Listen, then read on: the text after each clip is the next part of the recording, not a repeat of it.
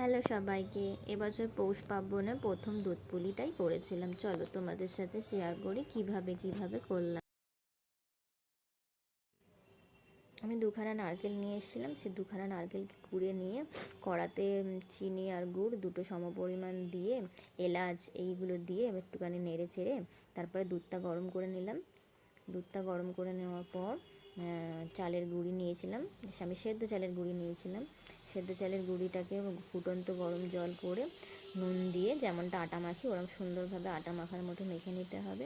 মেখে নেওয়ার পর ছোট্ট ছোট্ট লেচি কেটে ওই নারকেল পুরটা দিয়ে সুন্দরভাবে মুড়ে নিতে হবে।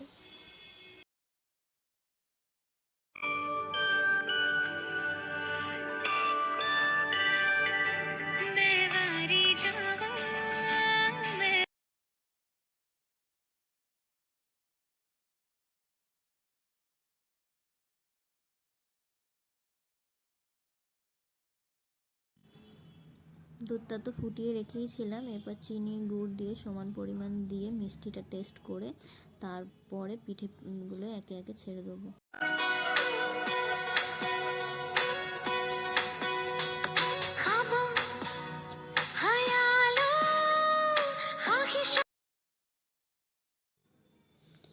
এরপর সেদ্ধ করা পিঠেগুলোকে দুধের মধ্যে সব দিয়ে ভালো করে মিশিয়ে নিলেই হয়ে গেল দুধ পুলি।